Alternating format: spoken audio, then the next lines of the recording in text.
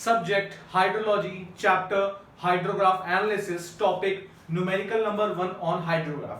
So now students, after understanding about the concepts of unit hydrograph and the concepts of normal hydrograph, flood hydrograph, the direct run of hydrograph, the concept of ERH, effective rainfall heatograph, right? Now it's time to solve a numerical based on the hydrograph, right? So what does it say? It says that a 6R unit hydrograph, right? A 6R unit hydrograph of a catchment is triangular in shape. Now these types of questions are very common in GATE examinations. Sometimes it is given triangular shape, sometimes it is given trapezoidal shape, right? So it just wants to check your concept, nothing else, right? Their questions are very easy actually, right?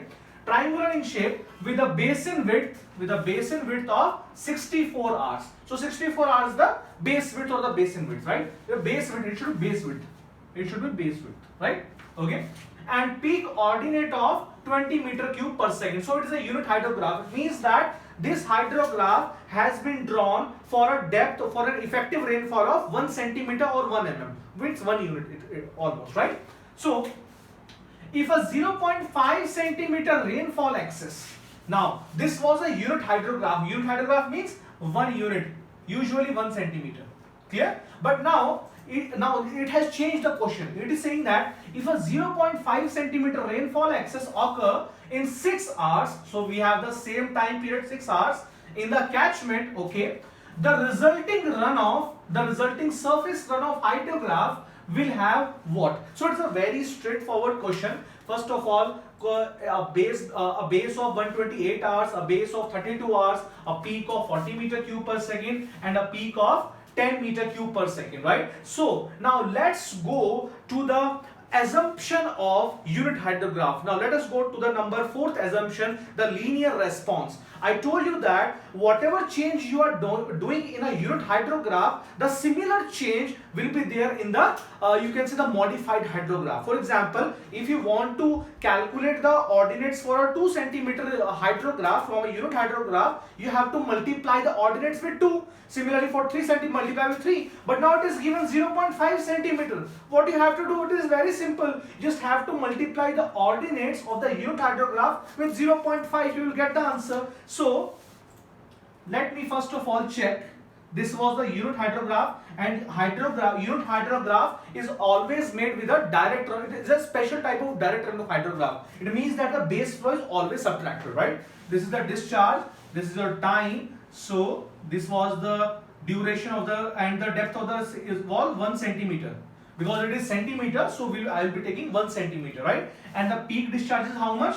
It is 20 meter cube per second. So peak discharge is 20 meter cube per second, Qmax, right? 20 meter cube per second is 1 centimeter. Now if you want to draw a unit hydrograph of 0.5 centimeter, what you have to do? You just have to multiply the ordinates with 0.5, right? So what you will be getting, if you multiply 20 with 0.5, how much it will be? It will be 10 meter cube per second. So the shape of the hydrograph will be same, but the peak discharge will be 0.10 meter cube per second. And this is a hydrograph with a effective rainfall depth of 0.5 centimeter. So just by looking at this example, we can say that it has a peak of 10 meter cube per second is the correct answer. But now option number A and option number B, it also mentions the base.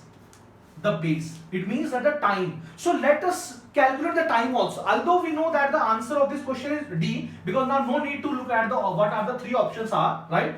But the last 2 options were regarding peak, and the first 2 options regarding base. So we have determined that this is the answer. But just for your, you can say, just for your knowledge, let me also determine the base period also. So how much will be the base period for a 0.5 centimeter rainfall? Clear? Now, whenever you are determining any quantity or anything, always remember that the area of the particular catchment, it will not change. Volume may change, right? The depth of the rainfall may change, infiltration rate can change, anything can change, but one thing will be constant. What will be that? The area of that particular catchment will never change, right? It will be constant, right? That is just common sense. For example, in geotech engineering also, whenever you are calculating the filling volume, the excavated volume, right? whatever type of complicated question is there, one thing is not going to change, that is the volume of solids is not going to change. Same goes with the hydrology also. Anything can change, but the area of catchment will be constant. So area of catchment will be constant, right? Now let us calculate the area of catchment. So how to get the area of catchment? I told you that if you calculate the area of this direct run of hydrograph, you will be getting volume in meter cube, right? If you divide the volume with the effective rainfall depth, or you can also say that effective rainfall, you will be getting the area. Simple, right? Now the area of this catchment, area of catchment. Now how to get the area of this? Although it is not a parabola, in question it has been mentioned that it is a triangular in shape. Triangular in shape. Now let me rub this. And substitute it with a triangle. So this is the actual direct run of hydrograph, that is a unit hydrograph, right? How much depth of effective rainfall? 1 centimeter. Clear? Now area of catchment will be equal to volume divided by volume of, you can say runoff, volume of runoff divided by effective rainfall, right? So how much is the volume? I told you that when you want to get the volume, just determine the area. So what is area of a triangle? Half into base into height. Simple. So half into base. How much is base? How much is time period? So time period was given to me as, right, base width of 64, 64 hours. 64 hours is the base width given, right? Half into 64 into height. Height is how much? 20 meter cube per second. But this is second and this is hours. So we have to convert hours into seconds. So this is hours. So 60 minutes in 1 hour and 60 seconds in 1 minute, right? This is meter cube divided by the depth of the effective rainfall. So a unit hydrograph is always you can say drawn based on the 1 centimeter or 1 unit depth, right? So 1 unit depth, that is 0.01 meter, right? So you will get the area of that particular catchment, right? So area of this catchment should be equal to the area of this catchment also. This is also triangular. So this is also triangular, but the peak discharge is 10. This is also triangular. Let the base of the catchment is x, right? So it should be equal to how much? Half into base x into 10, right? Into 10, and this is your x will be in hours. So we have to multiply it with, you can say 60 into 60 to get in seconds, into 60 into 60 divided by. Now how much is the effective rainfall depth? That is 0.5 centimeter. So 0.5, this is centimeter, into 10 raised to power minus 2. 10 raised to power minus 2. That is 0.005. Clear? So can I write it like this? Can I multiply it with 2 and divide it with 2? It was 10 actually. So if you divide it with 2, you will get 10 also. So why I have done it like this? Because you will get the same value. So half will get cancelled out, right? 20 will get cancelled out. 60 will get cancelled out. And in base, 0.5 into 2 will be equal to 1, right? And 1 into 10 raised to power minus 2, that is 0.01. So it will also get cancelled out. So if you compare, you will be getting x is equals to 64. So you will be getting x is equals to 64 hours. It means that the base period will be same. But the discharge has changed.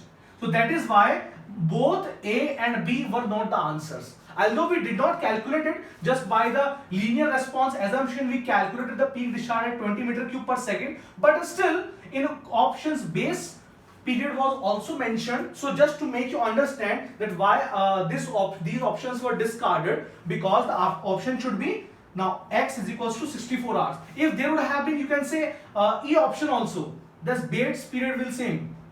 The base period will be same, then both option D and option E were correct. Clear? Okay. But here only 4 options were there, so option D is the correct answer. Clear? So I hope that you have understood how to solve these types of numericals. So in unit hydrograph, the assumptions are very important. So assumptions type questions are coming directly from the assumptions. It can be a time invariance, it can be a linear response, right? So these types of questions are generally coming in examination, but most of the time either a triangular graph is given or either a trapezoidal graph is given. Even if you in the gate examination, even if you forget the concept, but what is the concept, just compare the units, you will get the answer. Simple, just compare the units, right? Want to calculate the area, divide volume with the effective rainfall depth, you will get the area. You want to calculate the volume, just calculate the area, it will give you volume. So that is how questions are solved based on the unit hydrograph. Clear? They're very simple, right? Now let's move forward and let's understand the concept of method of superposition. So already I have told you in the previous video also, previous lecture also, what is method of superposition. For example, we have a unit hydrograph of 4 hour duration, and after let us say 4 hours or 5 hours another unit hydrograph is there. So when both of them are combined, now what is the resultant hydrograph, right? So that comes in the method of superposition. So now let's understand the next topic, method of superposition. Thank you.